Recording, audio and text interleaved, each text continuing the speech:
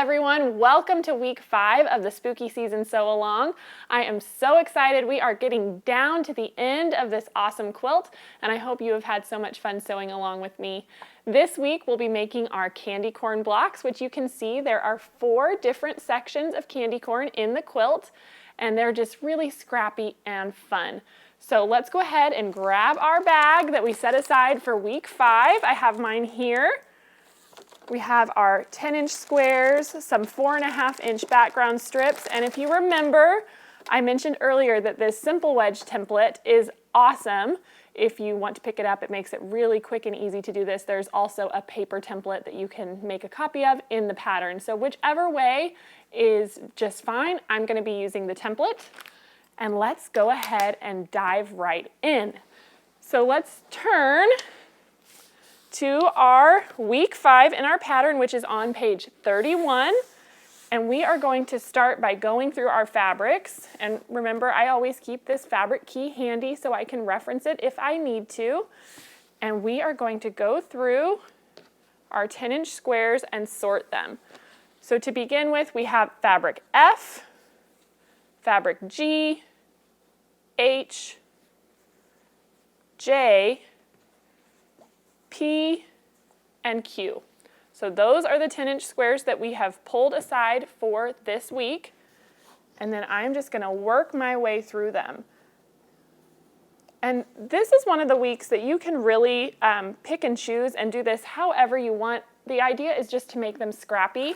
So you can, use any fabric. We have quite a bit of leftovers from some other weeks. So if you wanted to pull one of those in, you absolutely could. So from our first fabric fabric F, we are just going to cut one 2-inch strip. So I'm going to make that cut, and I'm going to set it aside. And then I will just move this over here for now. So from fabric G, we're going to cut 2 1 3/4-inch strips. So I'm going to line up my ruler on 1 3/4. That's right between 1.5 inches and 2 inches. Make a cut. Cut one more.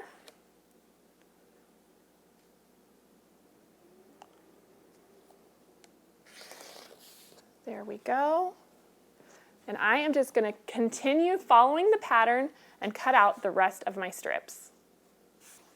All right, I have finished up my cutting, and now we are going to mix these up and put them together to make some fun strip sets. Every single strip set is going to be made up of 2 1 3/4-inch strips and 1 2-inch strip in the middle. Let's go ahead and look at our strip sets on the pattern here. So we need a 1 3/4-inch fabric P, and so, going back to the guide here is a good tip.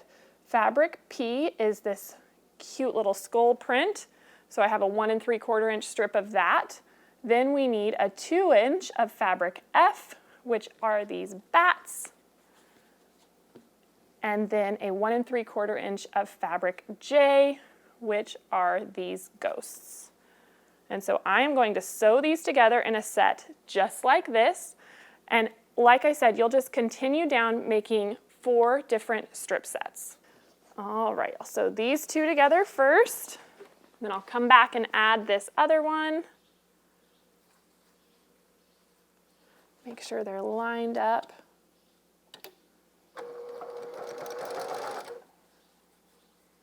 Always checking our 1/4 inch, try and make sure we're keeping it nice and straight.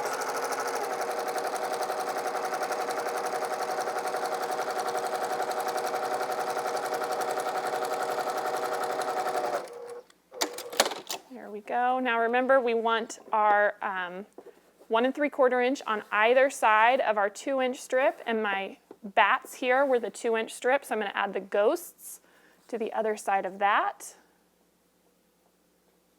Line that up and sew down again. You could press in between if you want. I'm going to wait to press till the very end.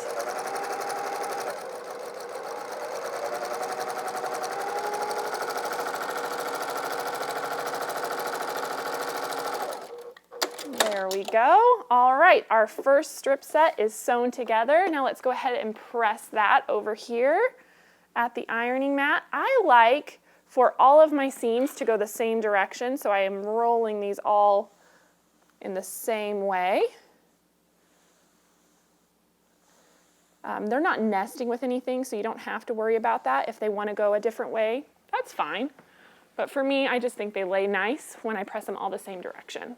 So now that we have this done, let's go ahead and move the rest of these strips out of the way because they're all made in the exact same manner. And we are going to take our simple wedge, and I like to start on this end here, and you can see it fits perfectly on our strip set. And we are just going to make this first cut to get rid of that. Then I'm going to take and turn this around so that I'm not working away from myself. And then now I'll be able to cut on the right side and just rotate my template back and forth. So now I can cut here, rotate my template, and cut again. And here.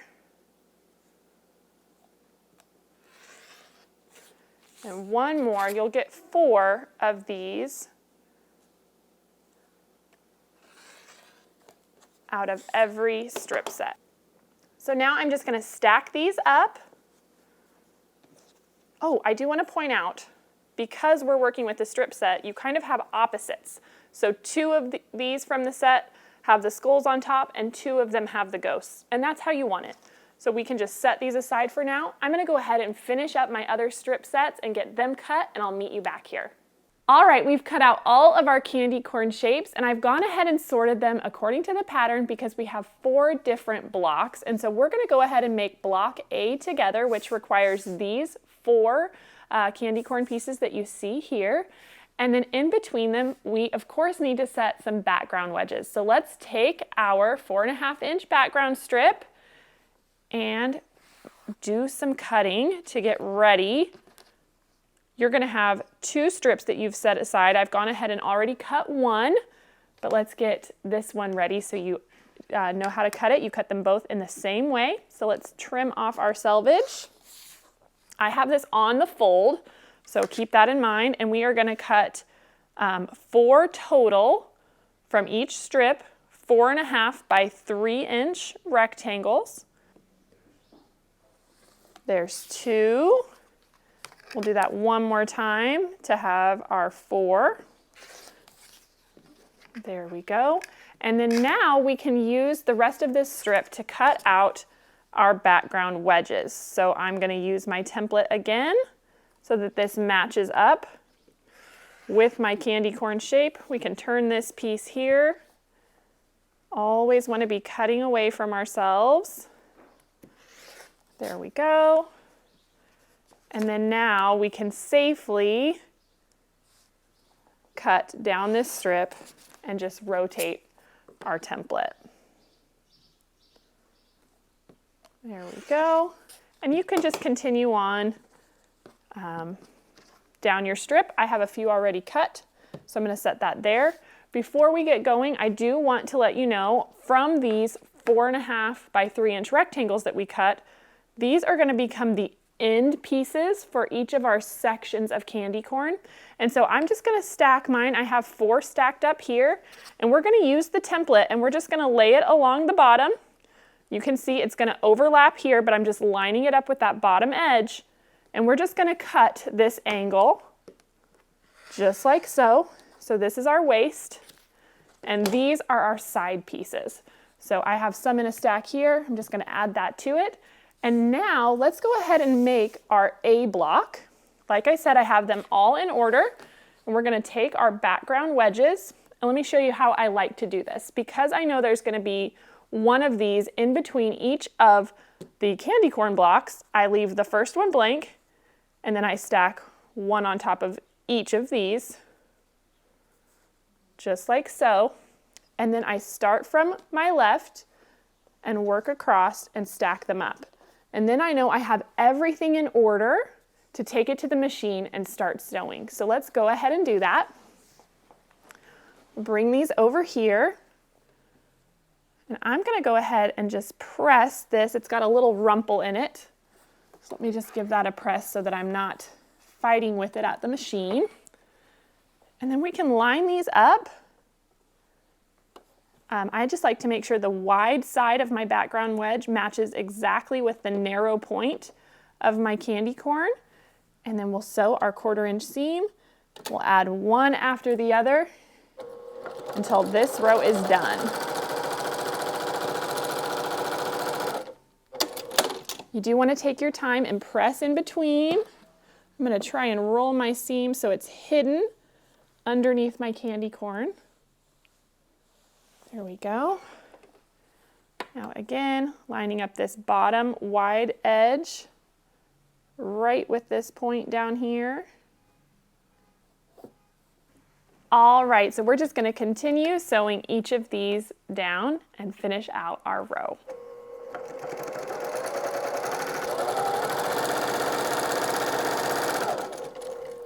All right, we have finished up adding our last candy corn to this row. Let's go ahead and press that back. And now we just need to add our end pieces. Remember, those are the rectangles that we cut down using our wedge template. They look like this. We're just going to add one of these to each end, like so. So I am just going to lay this like this and sew down with a 1/4 inch.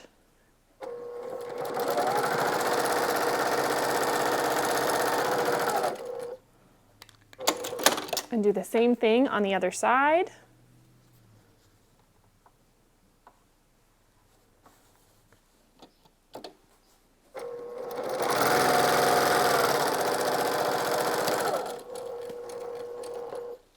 Okay, now we can press these back. Looks so nice. All right, there is our block A. We're going to trim this up to the size that it says in the pattern. So I'm going to lay this on my mat. You can see I have a little bit that overhangs down at the bottom here. I'm not worried about that because I'm going to square all of this up now. So let's go ahead and do that. So I'm actually going to start here.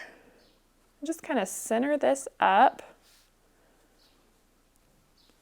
And then it looks like for block A, I need to trim this to 13 inches by 4 inches.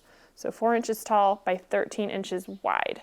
So let's go ahead and take my ruler and I'm going to trim off this first side since I have this bottom edge running straight.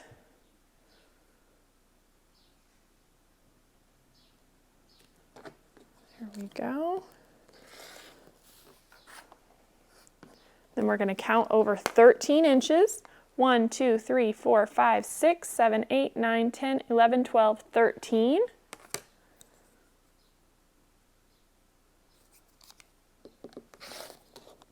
There we go. So my two sides are trimmed. Now I can turn this because I know that my sides and top are nice and straight. And I'm going to trim off this bottom edge so it's nice and even.